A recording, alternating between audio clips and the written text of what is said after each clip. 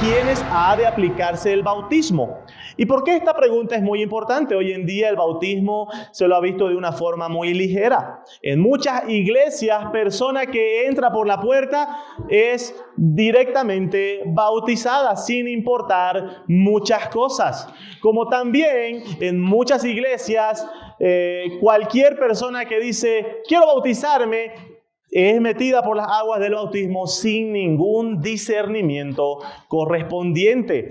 Así que esta pregunta es una pregunta muy importante. ¿A quiénes se ha de aplicar el bautismo en agua? Empezamos partiendo de un concepto.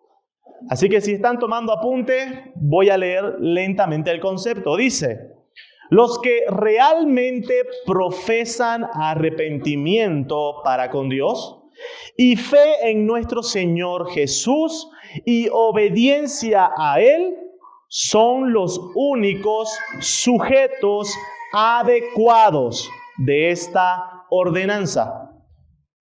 ¿Quiénes son los únicos sujetos adecuados?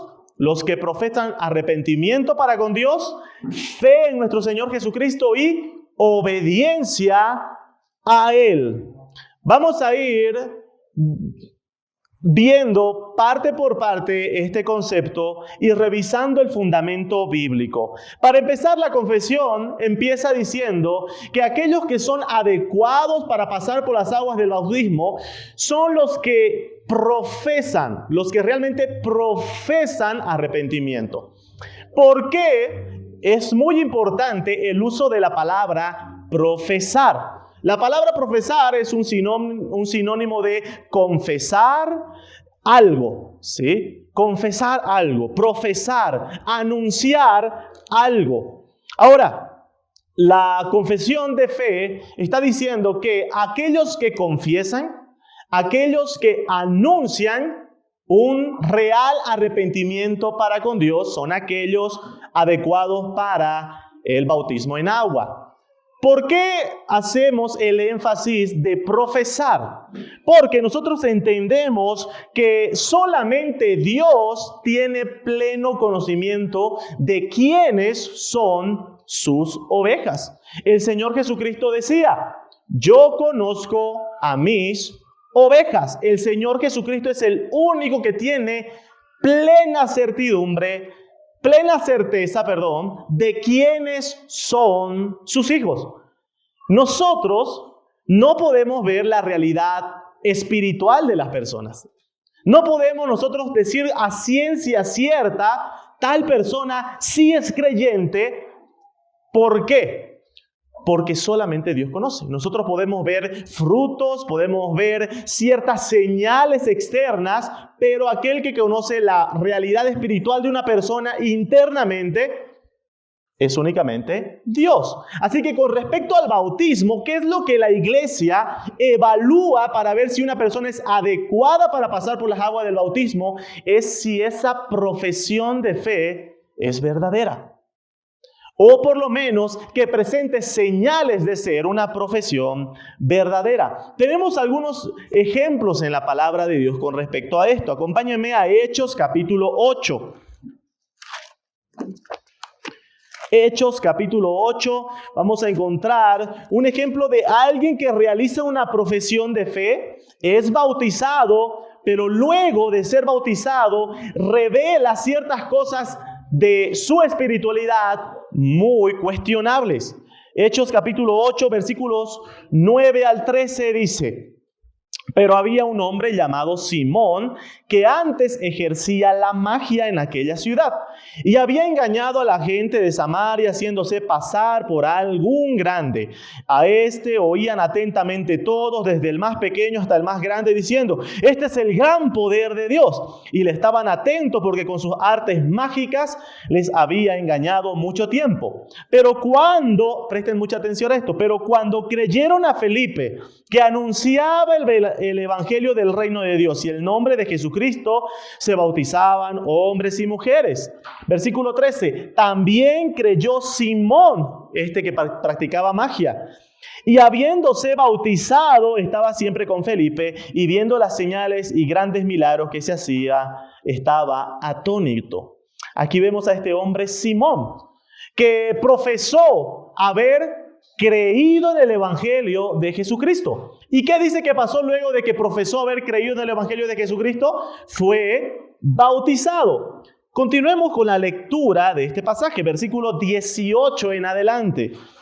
Cuando vio Simón que por la imposición de las manos de los apóstoles se daba el Espíritu Santo, les ofreció dinero, diciendo: dadme también a mí este poder para que cualquiera a quien yo impusiere las manos reciba el Espíritu Santo. Entonces Pedro le dijo: tu dinero perezca contigo, porque has pensado que el don de Dios se obtiene con dinero. No tienes tu parte ni suerte en este asunto, porque tu corazón no es recto delante de Dios. ¿Qué es lo que había pasado, amados hermanos? Vemos a este Simón, conocido como Simón el Mago, que había profesado creer en el Señor Jesucristo, fue bautizado, pasó por las aguas del bautismo, pero luego mostró algo cuestionable en su carácter, en su espiritualidad. Tanto así que Pedro le dijo: tú no tienes parte ni suerte con esto. Tu corazón no es recto delante de Dios. Así que, amados hermanos, nosotros no podemos ver, hay muchas ocasiones en las cuales personas vienen profesando fe, y por más que seamos lo más cuidadoso posible al hacer un discernimiento de que esa profesión de fe sea lo más cercana a lo que la palabra del Señor nos muestra, la realidad, hermanos, es que en muchas ocasiones muchas de esas profesiones van a ser quizás falsas. Y es algo que nosotros no vamos a poder decir a ciencia cierta: todos los que bautizamos verdaderamente son creyentes. Ahora, una aclaración. Esto no significa que si igual van a haber fallas o van a haber personas falsas que van a bautizarse, entonces bauticemos a cualquiera sin ningún tipo de discernimiento. No, hermano, eso pasa por nuestra imperfección. Nosotros no somos perfectos ni tenemos la capacidad de hacer un análisis 100% perfecto. Pero sí, la Escritura nos muestra que nosotros debemos ser prudentes con respecto a aquella persona que profesa fe. Debe ser examinada. Debe ser examinada aquella profesión de fe. El hecho, amados hermanos, es que como iglesia debemos evaluar desde y hasta donde podemos que tal profesión tenga las señales verdaderas a la luz de la palabra del Señor. ¿Qué cosas se deben evaluar en la persona que dice yo quiero bautizarme? ¿Será que una persona que dice yo quiero bautizarme, listo, ahorita llenamos una piscina y al agua? No. Hay señales. La palabra del Señor nos muestra que aquella profesión de fe debe estar acompañada de un entendimiento correcto del Evangelio. Un entendimiento verdadero de qué es el Evangelio. Y no solamente entender qué es el Evangelio, sino profesar, creerlo. Creer el Evangelio de Jesucristo para salvación, una apropiación de aquel mensaje de salvación. También tiene que verse una vida que refleje arrepentimiento. Una vida que refleje arrepentimiento genuino y que está siendo transformado y guiado por el Espíritu Santo. Como decíamos, amados hermanos, las aguas del bautismo no es el momento en el cual mi vida como creyente empieza. Ahora sí, al salir del agua, mi vida como creyente empieza. Voy a empezar a cambiar. No es así, sino que es un testimonio de que mi vida ya está siendo transformada y guiada por el Espíritu Santo. Así que decíamos en el concepto, ¿quiénes son adecuados para pasar por las aguas del bautismo? Los que realmente profesan arrepentimiento para con Dios y fe en nuestro Señor Jesucristo, y que ya están empezando, aunque sean sus primeros pasos, pero están empezando a andar en obediencia a nuestro Señor Jesucristo. Y termina la confesión haciendo un énfasis claro. Dice, estos son los únicos sujetos adecuados de esta ordenanza. Y fíjense lo enfático que es. Los únicos. ¿Quiénes son los únicos? Los que profesan fe y arrepentimiento para con Dios y nuestro Señor Jesucristo son los únicos. En la Escritura, amados hermanos, vamos a encontrar este mismo patrón en el bautismo. Primero la persona cree, profesa creer, y luego la persona es bautizada. Ese es el patrón que encontramos en las Sagradas Escrituras. Y vamos a ir viendo los ejemplos que encontramos en las Escrituras que repiten ese mismo patrón. La persona cree y luego es bautizada. Nunca es al revés. Siempre es cree y luego es bautizada. Vemos algunos ejemplos. Empezamos viendo un ejemplo en los evangelios. Aunque el bautismo de Juan el Bautista es considerado en cierto sentido distinto al bautismo aplicado por nuestro Señor Jesús y sus discípulos y por la iglesia, el bautismo de Juan es considerado como un bautismo preparatorio, como un bautismo que preparaba a las personas para la venida del Mesías. Y ya incluso desde el bautismo de Juan encontramos ese mismo patrón. Cree, arrepiéntete y luego bautízate. Mateo capítulo 3, versículos 1 en adelante. Mateo capítulo 3, versículo 1 en adelante. En aquellos días vino Juan el Bautista predicando en el desierto de Judea y diciendo, arrepentíos porque el reino de los cielos se ha acercado. Versículo 4 en adelante, Juan estaba vestido de pelo de camello y tenía un cinto de cuero alrededor de sus lomos y su comida era langostas y miel silvestre. Y salía a él Jerusalén y toda Judea y toda la provincia de alrededor del Jordán y eran bautizados por él en el Jordán, confesando sus pecados. Cuando nosotros vemos la idea de la predicación de Juan basaba su predicación en un llamado al arrepentimiento. Ralph Earl dice lo siguiente: el bautismo de Juan presuponía arrepentimiento. No era bautízate para que luego te arrepientas. Era arrepiéntete y bautízate como una señal de ese arrepentimiento. Otro ejemplo que encontramos en los evangelios es el testimonio de que los discípulos del Señor Jesucristo practicaban el bautismo.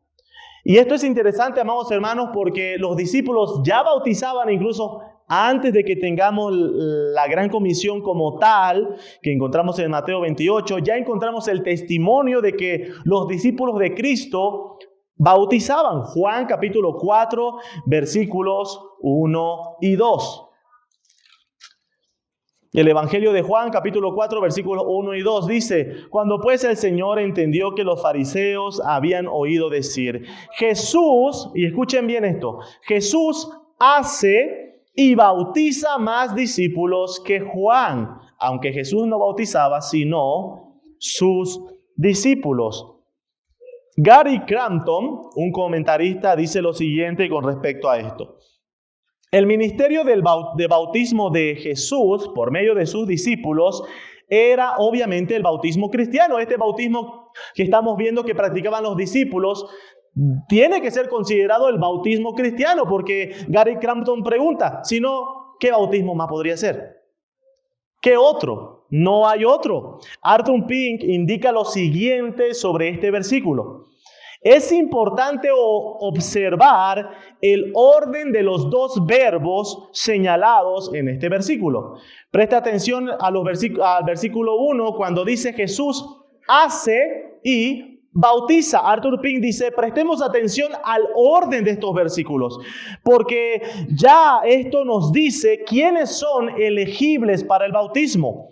El hecho de que Jesús, de que la palabra bautizaba viene después de hacía, nos muestra de que primero eran discípulos y luego debían ser bautizados. Amados hermanos, este patrón se va mostrando a lo largo de las páginas de las Escrituras. Se va mostrando cómo primero eran hechos discípulos y luego eran bautizados. Lo mismo encontramos nosotros en la Gran Comisión, el pasaje que leía nuestro hermano Antonio, Mateo capítulo 28, versículos 19 en adelante. 19 y 20, Mateo 28, versículos 19 y 20 dice: por tanto, id y haced discípulos a todas las naciones, bautizándolos en el nombre del Padre y del Hijo y del Espíritu Santo, enseñándoles que guarden todas estas cosas que os he mandado. Hay un orden mostrado, hay un mismo patrón que encontramos en esta gran comisión de nuestro Señor Jesucristo. Primero vayan y hagan discípulos. Y luego, ¿qué hacemos con esos discípulos? Bautícenlos en el nombre del Padre y del Hijo y del Espíritu Santo. Y luego, enséñeles que guarden todas estas cosas. Hay un orden, hay un mismo patrón que se repite. De la misma manera, amados hermanos, podemos ir revisando en el ministerio de los apóstoles este mismo patrón. Hechos capítulo 2, versículos 37 al 41. Hechos capítulo 2, versículos 37 al 41. El apóstol Pedro está predicando el evangelio de Jesucristo. Versículo 37 dice: al oír esto se compungieron de corazón y dijeron a Pedro y a los apóstoles: varones hermanos, ¿qué haremos? Pedro les dijo: arrepentíos y bautícese cada uno de vosotros en el nombre de Jesucristo para perdón de los pecados y recibiréis el don del Espíritu Santo. Versículo 41. Así que los que recibieron su palabra fueron bautizados. Amados hermanos, se va repitiendo una y otra vez. Arrepiéntanse y luego bautícense. Y luego en el versículo 41 dice que ¿quiénes se bautizaron? Los que recibieron la palabra fueron bautizados. Hay un mismo patrón que se repite una y otra vez. En el mismo pasaje que leíamos anteriormente de Hechos capítulo 8, el versículo 12 dice: pero cuando creyeron a Felipe, que anunciaba el evangelio del reino de Dios y el nombre de Jesucristo, se bautizaban hombres y mujeres. ¿Cuándo se bautizaron? Cuando creyeron el evangelio del reino de Dios que era predicado por Felipe. Ahí se bautizaron.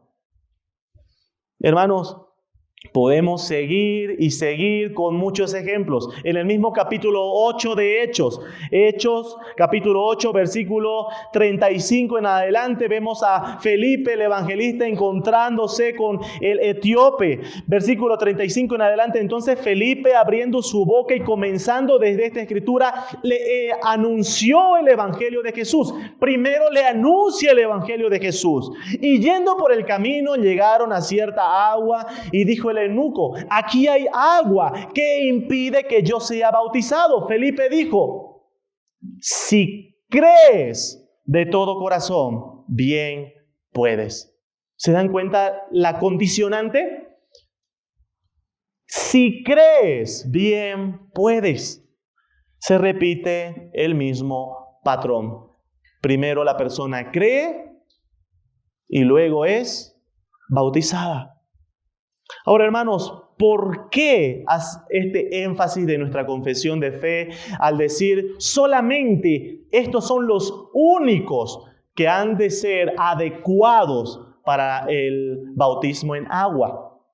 Porque esta postura, amados hermanos, aunque hoy en día puede ser considerada dentro de el movimiento protestante evangélico, una de las más aceptadas, en el tiempo de la Reforma no era así.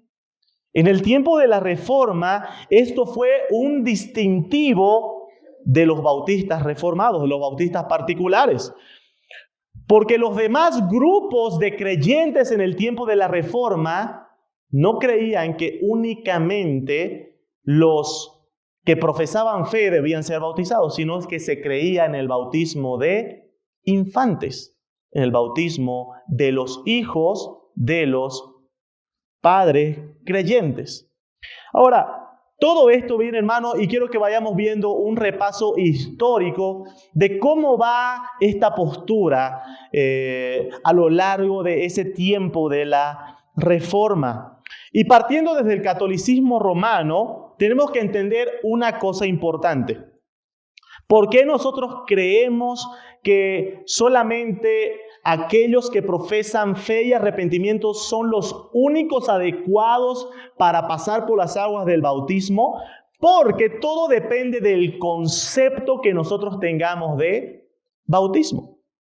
El concepto de bautismo de por sí nos dice a quienes se ha de bautizar. Y el pasado sermón estuvimos leyendo ¿cuál es el concepto de bautismo que nosotros tenemos? Nuestra confesión de fe dice, ¿qué es lo que creemos del bautismo? El bautismo es una ordenanza del Nuevo Testamento instituida por Jesucristo con el fin de ser para la persona bautizada una señal de su comunión con Él en su muerte y resurrección, de estar injertado con Él, de la remisión de sus pecados y de su entrega a Dios por medio de Jesucristo para vivir y andar en novedad de vida. Cuando nosotros vemos este concepto, los únicos que pueden entrar en dicho concepto son aquellos que profesan la fe en el Señor Jesucristo.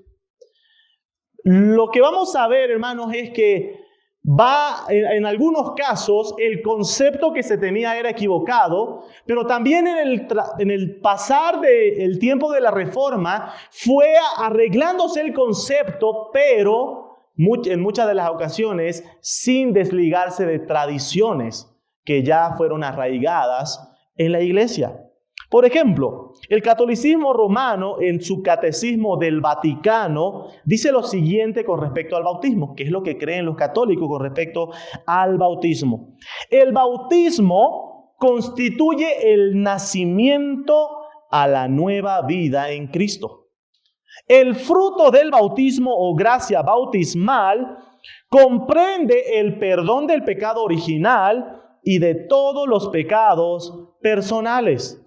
Por lo tanto, desde los tiempos más antiguos, el bautismo también ha sido dado a los niños, porque es una gracia y un don de Dios que no supone mérito humano. Cuando nosotros vemos el concepto que tiene la Iglesia Católica Romana de que el bautismo constituye la nueva vida en Cristo, es decir, el bautismo aporta la salvación, el bautismo otorga gracia, otorga perdón de pecados, es lógico que ellos van a decir hay que bautizar a todos, mejor si lo bautizamos de pequeño. ¿Por qué? Porque significa perdón de pecados, ¿verdad? Entonces, es eso lo que la Iglesia Católica Romana cree. Es lo que creía en ese tiempo y aún lo hace, que el bautismo es necesario para la salvación y que no debe negarse por eso a los niños. Es por esa razón que muchos de los que estamos aquí, si es que no es todos, hemos sido bautizados en la Iglesia Católica Romana. Porque ese es el pensamiento. Ahora, hermano, obviamente nosotros sabemos a la luz de las Escrituras que el bautismo en agua no es el inicio de la nueva vida en Cristo. ¿Dónde inicia la nueva vida en Cristo? Nicodemo se acercó al Señor Jesucristo y le preguntó, ¿qué debo hacer para heredar la vida eterna? Y el Señor Jesús le dijo que era necesario nacer de nuevo. Está hablando de un nuevo nacimiento. Pero ¿dónde inicia ese nuevo nacimiento? Juan capítulo 3, el Señor Jesús le responde a Nicodemo, versículo 9 en adelante. Respondiendo Nicodemo le dijo, ¿cómo puede hacerse esto? ¿Cómo puedo nacer de nuevo? Respondiendo Jesús le dijo, ¿eres tú maestro de Israel y no sabes esto? De cierto te digo que lo que sabemos hablamos y lo que hemos visto testificamos y no recibís nuestro testimonio. Si os he dicho cosas terrenales y no creéis, ¿cómo creeréis si os dijere las celestiales? Versículo 14, como Moisés levantó la serpiente en el desierto, así es necesario que el Hijo del Hombre sea levantado, para que todo aquel que en él cree no se pierda, mas tenga vida eterna. Jesús está respondiendo a la pregunta de Nicodemo. ¿Cómo hago para nacer de nuevo? Bueno, el que cree en el Hijo tiene vida eterna. El que cree en el Hijo nace de nuevo por medio de la fe. Así que el nuevo nacimiento no es dado, no es otorgado a través de las aguas del bautismo, como cree la Iglesia Católica Romana. Luego en el siglo XVI, cuando se da la Reforma Protestante con Martín Lutero, se reformaron, es decir, se buscó volver a la palabra de Dios en muchos conceptos que la Iglesia Católica Romana había distorsionado de la Biblia, porque ¿qué es lo que nosotros creemos de la salvación? Que la salvación es solo por fe, solo por gracia y solo por medio de Él, Señor Jesucristo. Y en cambio la Iglesia Católica Romana creía en este tipo de salvación, también atribuida a los sacramentos y a las buenas obras. Cuando viene la Reforma Protestante, se reforman muchas cosas, pero aún en los primeros años de la Reforma se ve mucha confusión e inconsistencia doctrinal de los primeros reformadores. Y esto, hermanos, lo digo con mucho respeto y temor a aquellos hermanos también que hicieron algo valeroso, que el Señor los usó para la expansión del Evangelio de nuestro Señor Jesucristo. Pero veamos algunos conceptos revisados a la luz de la Escritura. Por ejemplo, Martín Lutero, uno de los reformadores, en un catecismo escrito por Martín Lutero el año 1529, dice lo siguiente con respecto al bautismo. ¿Qué dones y beneficios confiere el bautismo? Esa es la pregunta. ¿Qué dones y beneficios confiere el bautismo? La respuesta de este catecismo es: el bautismo efectúa perdón de pecados, redime de la muerte y del diablo y da la salvación eterna a todos los que lo creen.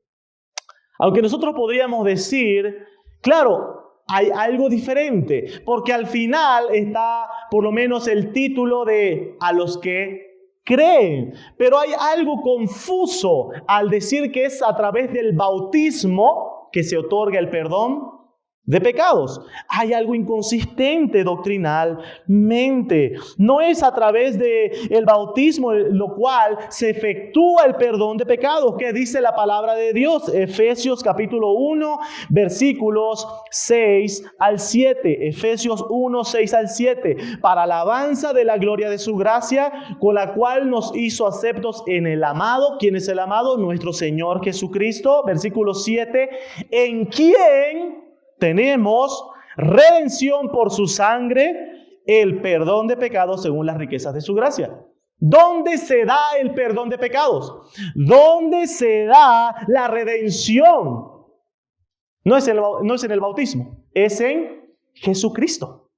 Es en Cristo. ¿Se dan cuenta la inconsistencia doctrinal todavía que había en los primeros años de la Reforma? Cuando continuamos nosotros, claro, muchos seguidores de Martín Lutero se hicieron llamar ellos luteranos. ¿Y qué dice la confesión de Augsburg? La confesión que adopta el luteranismo, artículo 9, señala lo siguiente con respecto al bautismo de infantes. Enseñamos también que se deben bautizar a los niños y que por este bautismo son ofrecidos a Dios y reciben la gracia de Dios. Lo interesante, amados hermanos, es que en el concepto anterior estamos viendo de que ese bautismo solamente es válido para los que lo creen, pero luego dice que es permitido bautizar a los infantes. Pregunta, ¿cómo puede aplicarse? Si los bebés no pueden creerlo. Había inconsistencia doctrinal. Avanzando un poco más en la Reforma, vamos yendo ya al siglo XVII, vamos a ver que la doctrina de la Reforma fue precisándose un poco más, fortaleciéndose, desarraigándose de varios conceptos del catolicismo romano.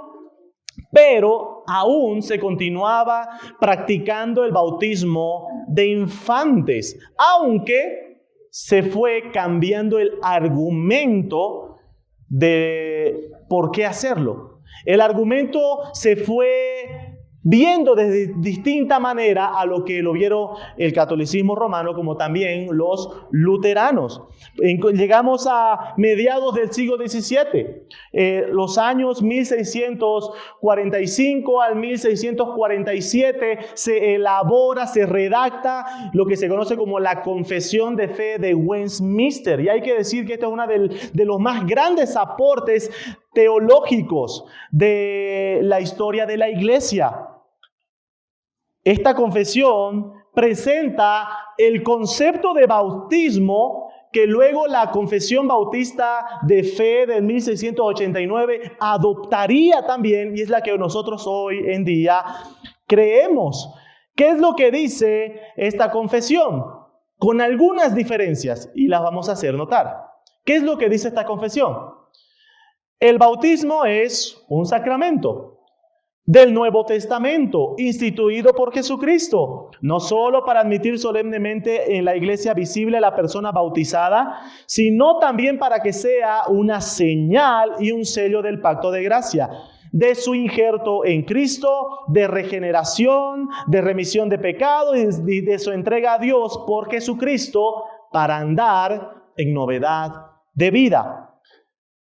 Si nosotros ponemos los dos conceptos, hermano, el que nosotros leímos al principio, que es el que decimos que nosotros creemos, y los conceptos son muy similares, con alguna diferencia. Es que esta confesión señala al bautismo como un sello del pacto de gracia. Y nosotros ya decíamos que nosotros no consideramos al bautismo en agua como un sello. Porque ¿cuál es el sello de nuestra entrada a la familia de Dios? Es el Espíritu Santo, no es el bautismo en agua. Pero luego de esta salvedad, el concepto es igual. Lo interesante, amados hermanos, es que nuestros hermanos de Westminster, luego de darnos este concepto hermoso del bautismo bíblico, con cierta salvedad que mencionábamos, en el artículo 4, señala lo siguiente con respecto al bautismo. No solo han de ser bautizados los que realmente profesan fe en Cristo y obediencia a Él, sino también los hijos de uno o de ambos padres creyentes. El tema está, amados hermanos, que cuando vemos el primer concepto, no hay forma de aplicar este mismo concepto a los infantes. No hay forma. Para poder aceptar el bautismo de infante, se tendría que armar un concepto paralelo a este que hemos visto. Y es lo que se hizo. Porque se habla de que el bautismo de infantes tiene otro significado paralelo al que encontramos en este concepto que nosotros afirmamos que es un concepto bíblico. Claro, tenemos que aclarar. Nuestros hermanos de Westminster no creían que el bautismo otorgase salvación. Pero haciendo la misma pregunta del catecismo de Martín Lutero, ¿qué beneficio entonces trae bautizar al hijo de un creyente? ¿Qué beneficio le da? Bueno, lo que se responde normalmente ante esta pregunta es que bautizar a los hijos de los creyentes los hace parte de la iglesia visible, para que no estén confundidos. Los hace parte. Ahora, ¿cuál es el argumento, hermanos? ¿Por qué los hijos de los creyentes deben ser parte de la iglesia? Bueno, el concepto que se tiene para apoyar la práctica del bautismo de infantes desde la perspectiva de la Confesión de Westminster es que ellos ven como realidades o ven como que la circuncisión y el bautismo son dos señales del pacto, uno del antiguo pacto, el otro del nuevo pacto, pero que son administrados de la misma manera. De la misma manera. Cuando nosotros vemos la función de cómo se aplicaba la circuncisión en el antiguo pacto, vemos que la circuncisión era aplicada a los infantes, ¿verdad? Y para que una persona sea circuncidada no era necesaria la profesión de fe y arrepentimiento. Y se basa en el pacto con Abraham. Dios le dice a Abraham que le daría como señal del pacto la circuncisión. Y le dijo a Abraham que circuncide a su hijo al 8º día, como también debía circuncidar a todos los varones que vivían en su casa. No era necesaria la fe, por lo cual nuestros hermanos de Westminster decían que el bautismo ahora ha reemplazado a la circuncisión. Por lo tanto, debe ser ejecutado, administrado bajo los mismos términos que veíamos en la circuncisión, en el antiguo pacto. Por lo tanto, los niños deben ser bautizados sin necesidad de fe. Pero, amados hermanos, la circuncisión y el bautismo no son tipo y antitipo pleno. ¿Por qué? Porque si fuera de esa manera, solamente bautizaríamos a varones, ¿verdad? ¿Por qué? Porque ¿a quiénes se circuncidaban en el pueblo de Israel? Solamente a los varones. Así que, amados hermanos, el bautismo es una realidad diferente y es una ordenanza del nuevo pacto instituida por nuestro Señor Jesucristo.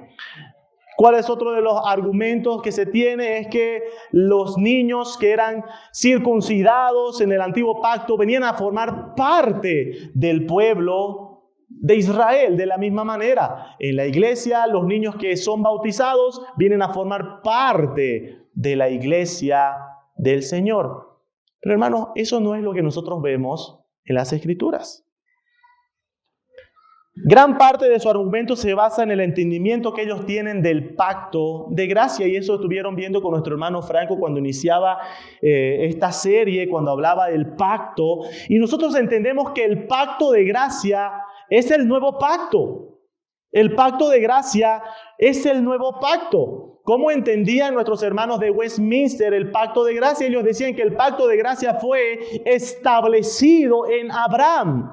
Cuando nosotros afirmamos categóricamente que el pacto de gracia es establecido en Cristo. Cuando el Señor Jesús dice, esta es mi sangre, la que inaugura el nuevo pacto. Charles Hodge, un defensor, un hermano presbiteriano que defiende el bautismo de infantes, dice lo siguiente con respecto a esto.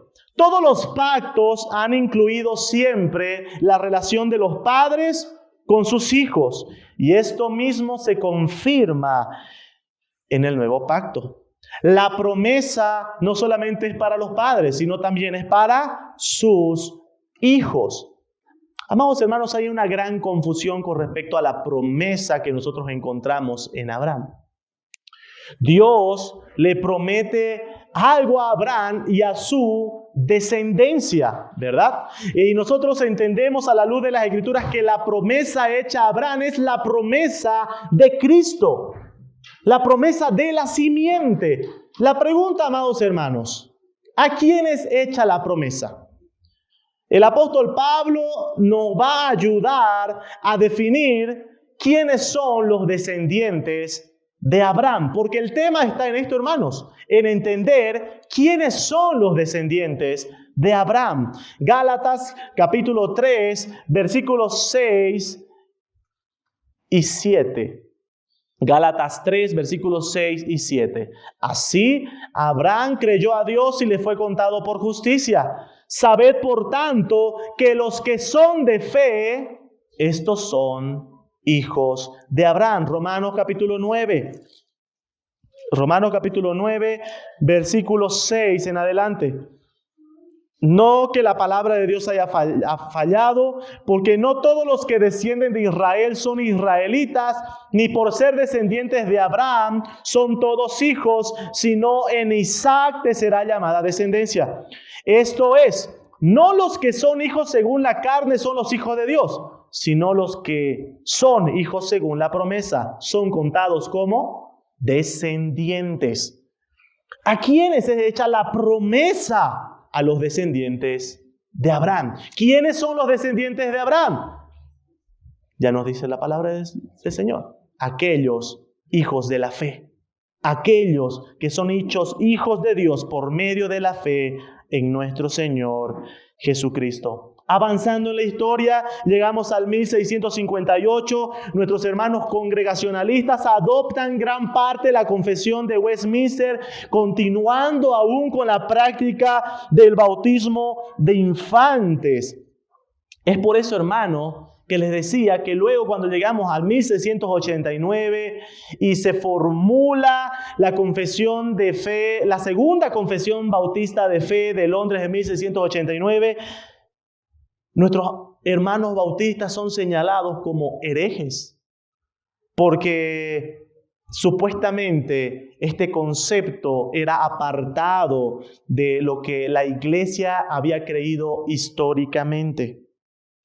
Y hermanos, ese es un argumento que se suele utilizar bastante con respecto al bautismo de infantes, que se dice durante toda la historia se ha bautizado a los niños. Voy a leer un fragmento de un libro de Gary Crampton que dice lo siguiente. Es significativo ver que los primeros escritos posapostólicos, luego de los apóstoles, y hablaban sobre los sujetos del bautismo, solo hablaban del bautismo de confesores. Es el caso de Bernabé, que escribió entre el 120 al 130 después de Cristo. En su epístola reflexionó diciendo: únicamente son bautizados los creyentes. Hermas, en su libro titulado Pastor de Hermas, el año 150 después de Cristo, hizo del arrepentimiento una condición para el bautismo. Lo mismo Justino Mártir, considerado uno de los padres de la iglesia, el año 150 también afirmó diciendo: bautizamos a los que están convencidos de la enseñanza cristiana y consienten en este concepto. Y luego está la Didaché. La Didaché es un documento considerado el documento más antiguo extrabíblico de los apóstoles, señalado aproximadamente entre los años 90 al 125 después de Cristo. Estamos hablando del primer siglo, hermanos, cerca de el ministerio de nuestro Señor Jesús. ¿Y qué es lo que dice la Didaché? Antes del bautismo, que ayune el que bautiza y el que va a ser bautizado. Pregunto, amados hermanos, si el bautismo era una práctica desde el primer siglo, como afirma la Iglesia Católica Romana, como afirman varios creyentes que creen en el bautismo de infantes, ¿será que ponían a ayunar a los bebés? Como señala la Didaché, un documento histórico reconocido por la iglesia. Hermanos, ¿para qué hago esto? Para mostrar que nuestras creencias, hermanos, con respecto al bautismo, no solamente son bíblicas, sino que son históricas. Hermanos, tenemos base bíblica e histórica para creer lo que creemos y afirmar que el bautismo prosigue a la fe y al arrepentimiento. Prosigue a la fe y al arrepentimiento. Concluyendo, hermanos, ¿qué aspectos a considerar debemos ver con esto? Número 1, Es que nosotros no creemos en el bautismo de infantes, no creemos que debemos bautizar a los hijos de los creyentes, porque no hay una base bíblica para hacerlo, porque no ha sido ordenado ni instituido por el Señor Jesús, ni encontramos evidencias en el Nuevo Testamento de que se haya realizado dicha práctica. Los bautismos descritos en el Nuevo Testamento siguen el mismo patrón, el patrón de creían y luego eran bautizados en el nombre del Padre y del Hijo y del Espíritu Santo. Aunque en la historia, amados hermanos, aproximadamente desde el siglo II se encuentren ciertos vestigios de que habían grupos que realizaban el bautismo de infantes, si algo no es bíblico, no se debe continuar con dicha práctica, por más que se encuentren ciertos vestigios en la historia. Y un último argumento, hermanos. Nuestra confesión tiene una base interpretativa que señala que los versículos claros interpretan a los versículos menos claros. Y cuando se hace la interpretación de que se debe bautizar en base a la regulación de la circuncisión, se está alterando este principio. ¿Por qué? Porque estamos interpretando un pasaje del Nuevo Testamento a la luz de un pasaje del Antiguo Testamento, cuando nosotros creemos más bien que es al revés. Nosotros interpretamos el Antiguo Testamento a la luz del Nuevo Testamento. Según lo que hemos escuchado, hermanos, pueden que existan distintas preguntas. Puede haber una primera pregunta diciendo: si me bauticé antes de haber creído, ¿ese bautismo es válido? Si el símbolo carece de la realidad espiritual, entonces significa que carece de toda validez.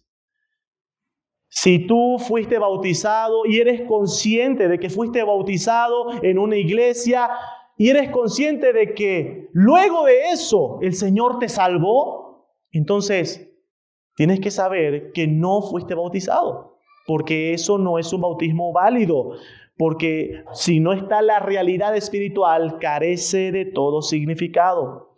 Puede que haya la pregunta de: y hermano, aquí en la iglesia, ¿a qué edad alguien puede ser bautizado? Tenemos hijos de diferentes edades. ¿A qué edad? La Escritura no nos presenta una edad, pero sí nos dice algo con respecto al patrón bíblico.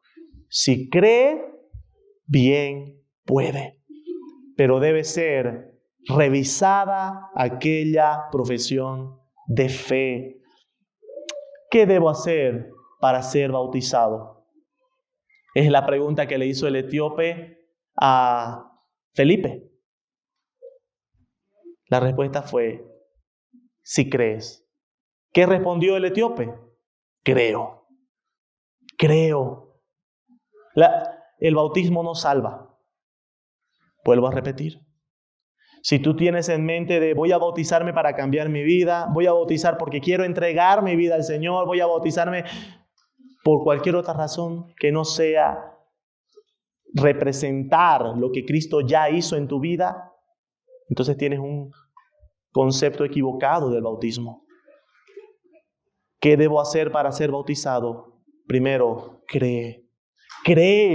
Reconoce que eres pecador, reconoce que estás totalmente apartado de Dios, reconoce que estás bajo la ira santa del Dios Todopoderoso porque eres pecador y lo mereces, pero al mismo tiempo crees que lo que el Señor Jesucristo hizo fue para obtener la salvación de todo aquel que en Él cree. Tienes vida eterna y lo crees y profesas aquello, bien puedes, para testimonio, anuncio a la iglesia y al mundo.